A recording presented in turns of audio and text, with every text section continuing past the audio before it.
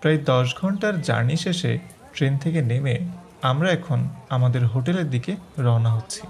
যদি জার্নির ভিডিওটা মিস করে থাকেন তাহলে সেটাই উপরে আই বাটনে দিয়ে দিচ্ছি অথবা ডেসক্রিপশনের প্রথম লিঙ্ক। আমরা এখন স্টেশন থেকে বাসে করে সুগন্ধা যাব, যেখানে আমাদের হোটেল। শুধু বাস না, আপনারা চাইলে এখান থেকে সিএনজি কিংবা অটোও নিতে পারেন। স্টেশন থেকে যাওয়ার পথে বাসটা ডলফিন, কলাতলি, সুগন্ধা হয়ে লাবণীতে যাবে।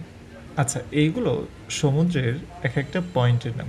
কিছু দূর পর পর একটু পরেই আমাদের বাস চলা শুরু করবে। এই মুহূর্তটা ছিল আমার চোখে সমুদ্রের প্রথম এক ঝলক, অন্যরকম এক অনুভূতি। শহরের কোল ঘেঁষে এই সমুদ্র দেখার।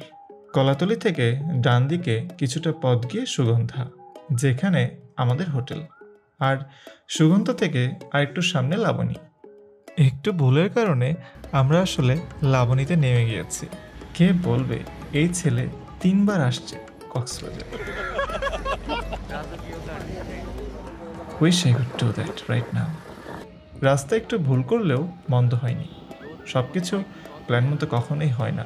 সো যখন যেখানে যেমন তখন সেখানে তেমন। আবহাওয়াটা সেদিন অনেক সুন্দর ছিল। ঢাকায় যে বৃষ্টি দেখেছিলাম, উফ। আচ্ছা, এই যে আমাদের হোটেল, অপেরা ওশান। এখানে এসে কিছু চেক ইন ফর্মালিটিস, তারপর সোজা রুমে।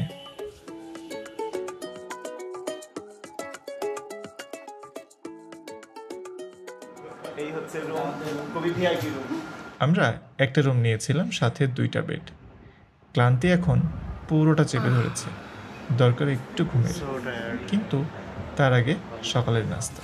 ওকে, তো আমাদের প্রথম কাজ হচ্ছে এখন সকালের নাস্তাটা সেরে নেওয়া। বিকজ আমরা সবাই মোটামুটি রাত থেকে না খাওয়া। তো হোটেলে চেক ইন দেওয়ার পরে আমরা এখন সকালের নাস্তা করতে বেরোইছি। হোটেলের পিছনেই অনেকগুলো খাবারের হোটেল আছে বলে আমাদেরকে বলা হয়েছে। এখন দেখি কি আছে। একটু ঘোরাঘুরি পর আমরা একটা হোটেল ঠিক করলাম। পরিবেশ মোটামুটি ভালো। এখন খাবার কেমন সেটাই দেখার পালা। নাস্তা হিসেবে আমরা অর্ডার করেছিলাম ডাল, সবজি আর পরোটা। অ্যাজ ইউজুয়াল টুরিস্ট স্পটে খাবারের দাম আপনি কখনোই কম পাবেন না। ডিমটা কেউই খাচ্ছিল না, জানি না এত ফানি কখন হলাম আমি। খাবারের মান ভালো ছিল। আবার দেখা হবে। সকালের নাস্তা শেষে আমরা আবার হোটেলের দিকে। রুমে যাবার আগে হোটেলের ছাদ থেকে ভিউটা কেমন সেটা একটু দেখতে এলাম। চমৎকার একটা দৃশ্য, শহর আর সমুদ্র। এটা সুগন্ধা পয়েন্ট, যেখানে আমরা আজকে সমুদ্র বিলাস শুরু করব। হোটেল থেকে একদম কাছে।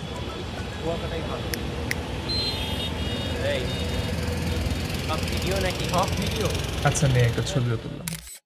একটা জিনিস লক্ষ্য করলাম যে বিল্ডিংটা কেমন একটা ভাইব্রেশন দিচ্ছিল থেকে থেকে। শুনলাম রাস্তার পাশের বিল্ডিংগুলোতে নাকি এমনই হয়, কিন্তু এর আগে এমন কোথাও দেখিনি। পরে আর রিসার্চও করিনি। যদি আপনারা জেনে থাকেন কমেন্ট করতে ভুলবেন না। বিষয় হচ্ছে ইমরান কোনো একটা মেয়ের সাথে কথা বলতেছে ভিডিও কলে দিয়ে দেখাচ্ছে। সে বলতে নারাজ যে মেয়েটাকে, ওকে রাত্রে ধরা হবে রুমে।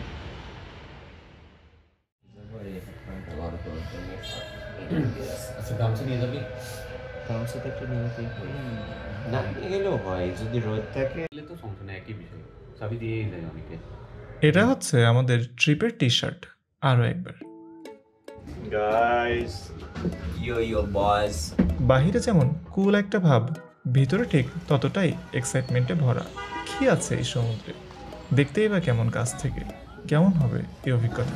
ওকে, তো আমরা এখন যাচ্ছি সুগন্ধা বিচ, কক্সবাজার সুগন্ধা বিচ। বলো, রাত তো দেখলাম না। এখান থেকে খালি 100 টাকা খাওয়া হয়ে যাবে একবেলা। এই যে এটা একদমই রেকমেন্ডেড না। ভালো জুতা অথবা স্যান্ডেল পরে আসা। আপনি যদি পানিতে নামার উদ্দেশ্যে আসেন, চেষ্টা করবেন খালি পায়ে আসার, অথবা পাশের মার্কেট থেকে বার্মিজের অল্প টাকার কোনো স্যান্ডেল কিনে নিতে।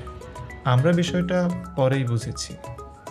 সমুদ্রে যাওয়ার পথেই পাশে চোখে পড়ে স্থানীয়দের মার্কেট, যেখানে জুতা, চশমা, শামুক সহ মিলে যায় অনেক কিছু। আর ছবি তোলার জন্য ফটোগ্রাফারও পেয়ে যাবেন বিচের যে কোনো জায়গায়। ধীরে ধীরে সমুদ্রের একদম কাছে।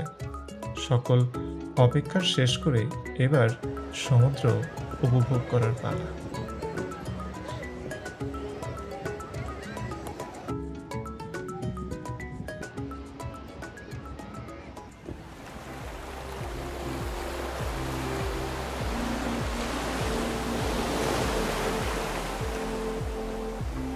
সব হচ্ছে ভাড়া করা একটা, এই জন্য এই অবস্থা। তো প্ল্যান ছিল প্রথমে ওরা 4 জন সমুদ্রে নামবে, তারপর একজন ফিরে আসলে আমি যাব, কারণ সাথে ফোন, ট্রাইপড আর মানিব্যাগ আছে।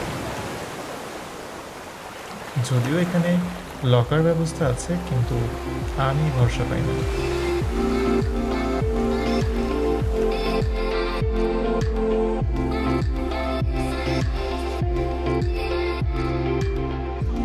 ভিডিও করার প্রবলেমটা হচ্ছে এই নতুন কোথাও ঘুরতে এসে মাঝে মাঝে বুঝে পাই না যে ভিডিওই করব নাকি একটু আশেপাশের পরিবেশটাকে এনজয় করব। তো সঙ্গে আসলে মোবাইল টোবাইল থাকলে এগুলো একটু প্রবলেমেটিক হয়ে যায়। ওই জন্যে বন্ধুদের মধ্যে গোসল করতে গেছে আর আমি এখানে একটু পাহারা দিচ্ছি, বাট দ্যাটস ওকে, ওরা একজন আসলে আমি যাবো। এই জিনিসটা সুন্দর। কিছুক্ষণ পর ফয়সাল উঠে এলো। এবার আমার পালা। ফাইনাল সমুদ্রে আমি।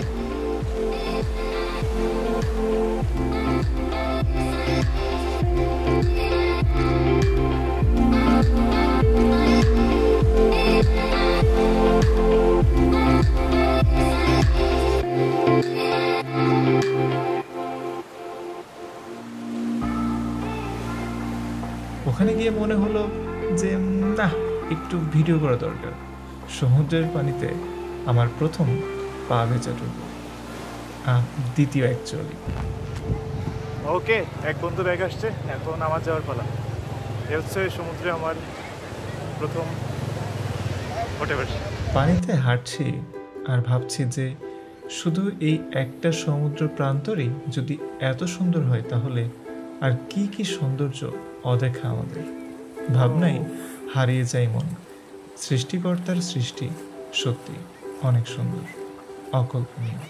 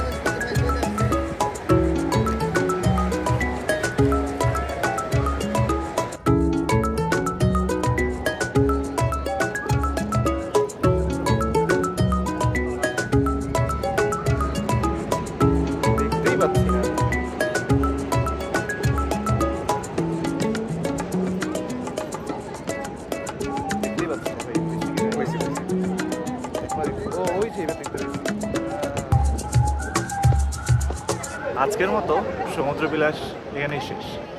কালকে যাচ্ছি সম্ভবত ইনানি বিচ, হিমছড়ি।